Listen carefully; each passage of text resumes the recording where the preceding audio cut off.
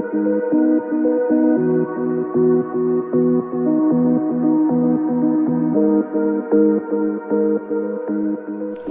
back. This might be a pretty long video. Apologies ahead of time for that, but it's been a pretty emotional week, not just for us, but for the builder, his crew.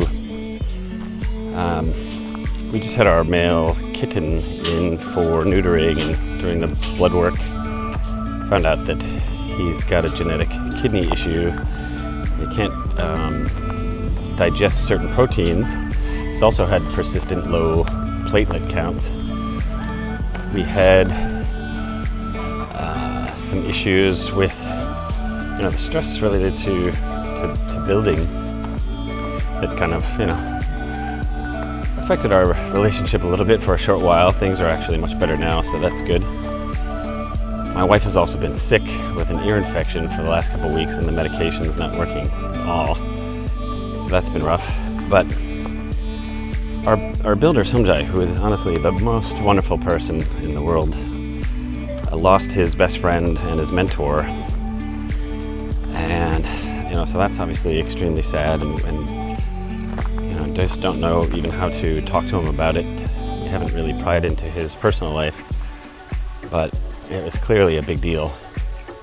He also had some issues, not really sure exactly what, but with the crew, and he's had to manage that. And obviously we love them like a family, like they're our family, and really hope whatever is going on works itself out. It appears that it already has to a certain degree, if not completely, but that's been rough. And as I mentioned in the last video, we're obviously falling behind schedule. And, I had mentioned there's some stress related to that. And I've learned in Thailand that you really kind of have to internalize that, keep that sort of frustration or even anger. Our plan all along was to have this house finished before our family came here for Christmas. And now that is probably unlikely.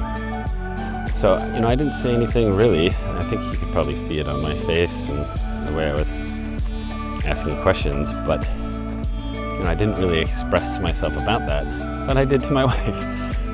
Kind of took it out on her a little bit, and bless her, she's reacted in a wonderful way, not only to help me with my stress about it, but, she has a way with people. She always says that she feels really at home in Thailand because she can speak to anybody as a friend or like a family member. And everybody, everywhere we go, absolutely loves her. And she talked to the foreman, Kun Prai, who is also just a magical, wonderful person. Without her, we'd be dead. But she talked to them, and I guess they understand that we're kind of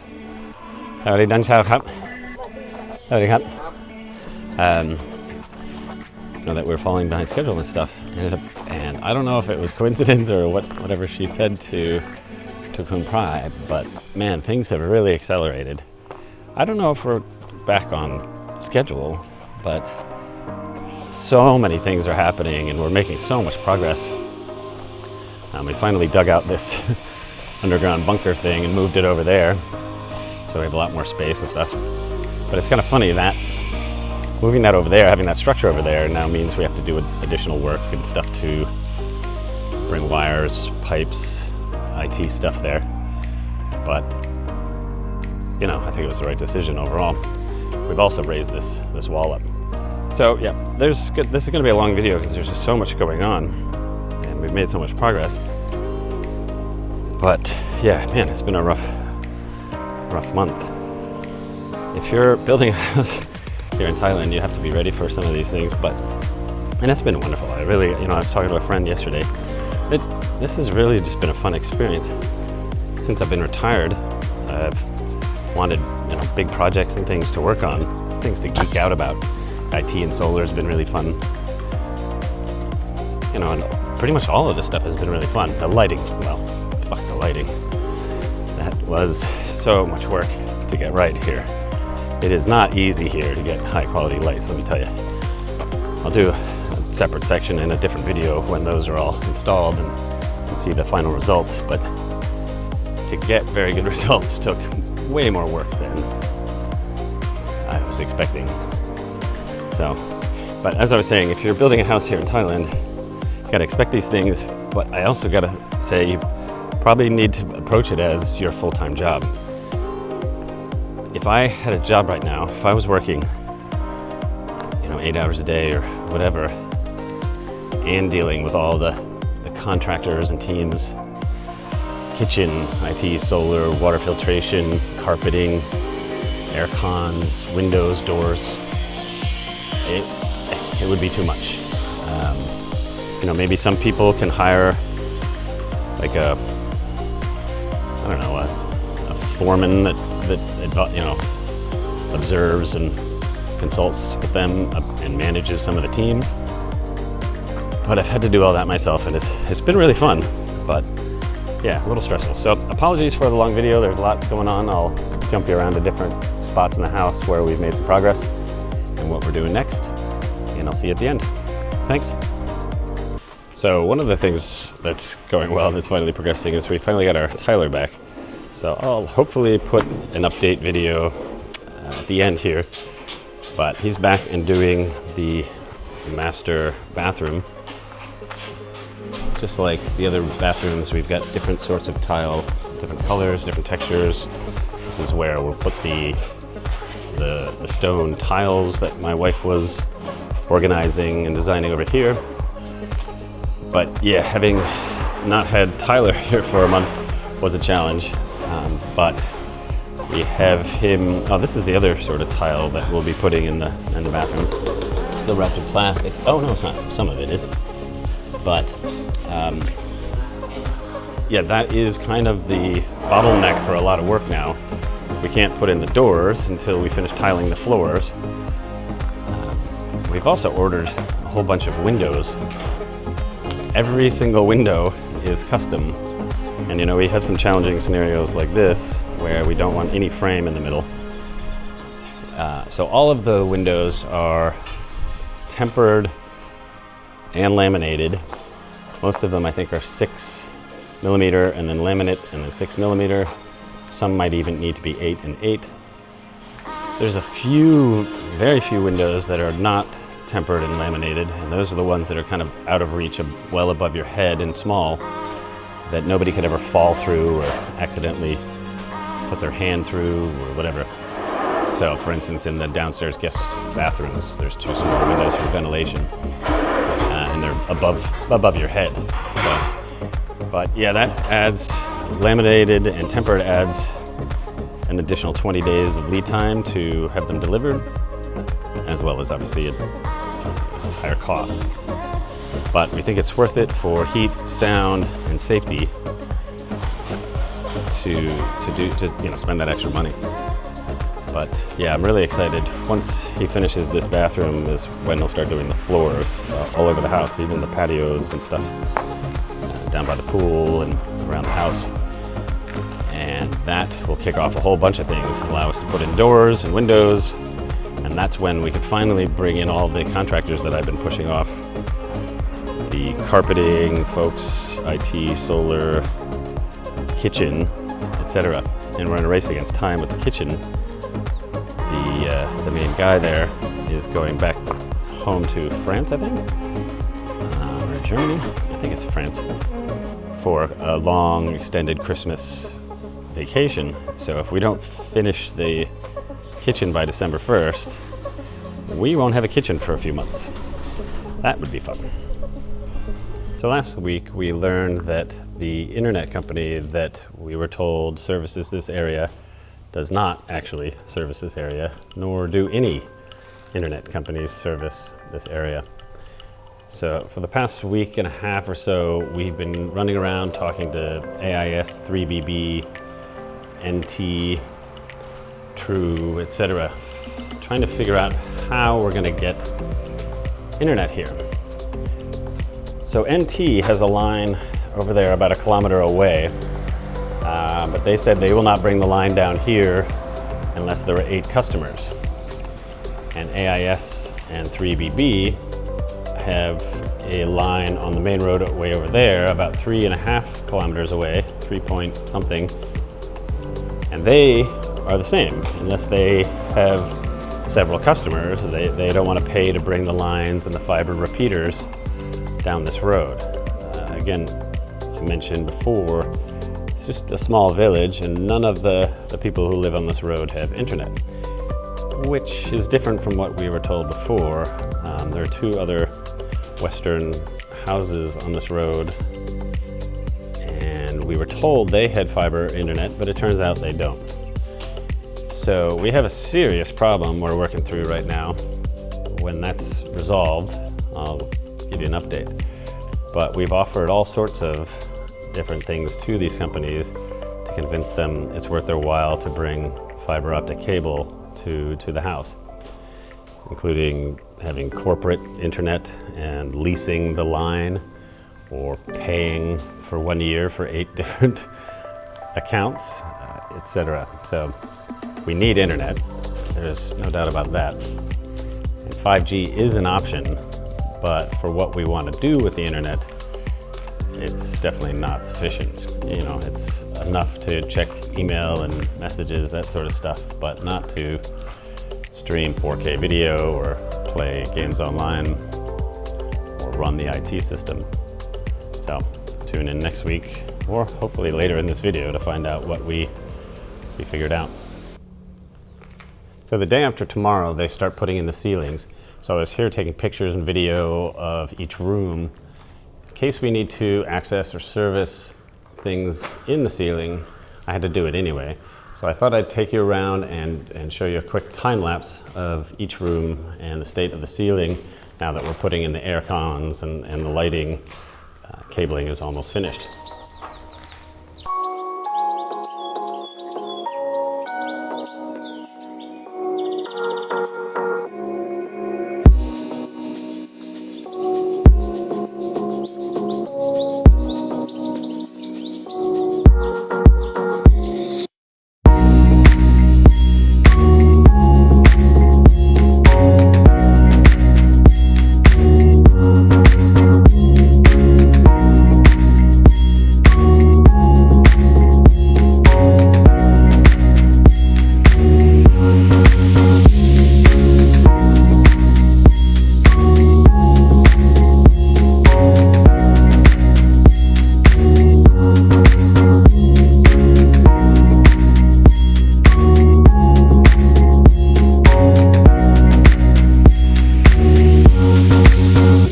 I may have to edit in a voiceover here. It's extremely busy and very noisy here.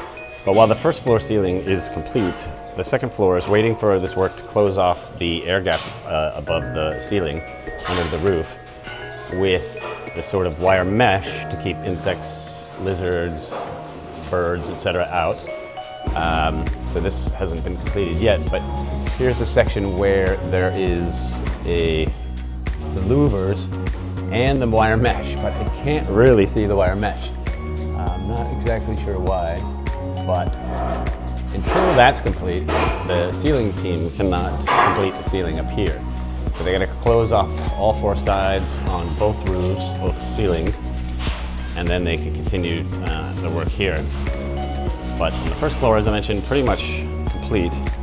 So here's the part where they're still pulling the wire mesh, and they've gotten caught up by the conduit for the solar, so they're having to work around that. So it's hard to see. Maybe you can't even see it, I'm not sure. But there's a wire mesh there, and then we have these aluminum louvers that are overlapped to prevent, if it's really windy and rainy, to prevent the moisture from getting inside of the roof. Below that, of course, we'll put insulation, 15 centimeters of insulation. And we're still debating, and I'd really like some advice or thoughts, whether to suspend that insulation just above the light fixtures or to cut out the insulation above each of the ceiling light fixtures. Let me know what you think in the comments. Thanks. So a quick update on the electrical stuff. Obviously, this is where all the cables are coming to be terminated in the load center, circuit breakers, consumer unit. We found out that we're going to need 2 very large load centers for all of the circuits in the house, as well as a small third one to power those rooms and devices during a PEA outage at night when we don't have sun hitting the panels. So one of the big things, the thing that I've been dreading one of the last checks before we set up those circuit breakers is checking all the wire gauges to make sure they're sufficient for what's going to be run off of them. So light switches and things like that, very simple. But some of the larger devices, especially things like this, is the oven microwave that needs to be a thicker, that's 4 millimeter squared cross section, a different sort of wire gauge system here in Thailand. But again, 4 millimeter squared for the dishwasher and 6 millimeter squared for the hot water heater. Just 2.5 for the outlets, but again, 6 millimeter squared for the induction stove, and just 2.5 millimeter squared for the ventilation hood, and then the LEDs that will be built into the cabinets under and inside of the cabinets. But so I had to go through pretty much every circuit or every socket in the house to make sure we had sufficient thickness to the wire gauge for the loads that we'll be running, but also to make sure we have separate circuits for things that are pretty heavy. Already up. The folks who are doing the sealing are arriving. So for instance, this before was just a single circuit with a shared 2.5, but as we'll have audio amplifier, TV, other things on that wall, and TV, amplifier, big speakers, Xbox, that sort of stuff there. We wanted to make sure they each had their own circuits, their own grounds, their own path all the way back to the load center. And we did the same here with these sockets for the personal computers, the big sort of gaming computers. So that's was a nightmare project, going through every single load and determining what wire gauge we needed, how they needed to be wired, how they're going to be, what size, what amperage breaker will be used. Not too big, not too small. So yeah, that's a fun thing, especially when you don't know anything about electricity like me. So thankfully that's pretty much done. And now we move on to putting in the air cons, which I think all of those are running off of 4 millimeter squared cables. So obviously the perimeter wall is making good progress, but while I'm out here, I wanted to address a couple questions that people had and that our contractors asked about. So if and when we do get fiber optic, it'll come in about here. Obviously our electrical comes in here, and our plan is to bury that in a steel conduit all along this wall and then pop out from underground into the solar electricity laundry room. Obviously we have to keep those in separate conduits in that larger conduit because of EM interference, but the Ethernet cables we'll use for those will be shielded. So yeah, it should make it easier for 3BB or EdT or whoever does our internet to just kind of arrive and plug in their fiber modem and leave. They don't have to do a lot of cabling. Same with the electrical stuff. But we do need to finish off this very last section of the wall where the gate will go. That's a little more complex because we also have to bury cables, Ethernet and electrical here to the gate to open and close the gate and to have cameras on the gate. We need to run big thick cables out to the water filtration room, to the parking area, the EV charger, some cameras on that and on that. So a lot of cables will be buried under here. Again, separated but shielded. As you notice, this back wall here is much taller. I'll put the dimensions up on screen. I can't remember exactly how tall these are going to be because there's going to be a cap, a horizontal cap there to kind of prevent dogs and cats from climbing the wall. But it's much higher than the section down there where the retaining wall section is. That retaining wall section is lower, but it's thicker at the base. It's filled in with concrete and steel rebar to strengthen it at the base where the land or the dirt on this land is higher than ours. But yeah, making good progress. It still needs to be capped off at the top and finished or plastered and painted. But almost all of the property now is surrounded in almost sufficient height wall. Sorry, this is our garbage dump area. But the section in front of the house will actually need to be about another meter higher. And that's so that when we're in the pool, we cannot see, or the farmers in the pineapple fields cannot see us, and we can't see them unless they're way off in the distance. So it doesn't need to be very high for that, but it does need to be higher than it is right now. But yeah, hopefully we can start the process of finding the snakes and throwing them over the wall, make it somebody else's problem. And then we're gonna level this whole area out and figure out what to do with landscaping. So I'm gonna try to sneak in a quick update on the master bathroom. It's very noisy, very busy here at the moment, but you can see we're making good progress. We're still waiting on the fake wood slats, cladding that goes on the wall here behind the toilet, as well as behind the bathtub and up and over the bathtub. And we chose different colors and textures, mostly for aesthetics, but also for acoustics.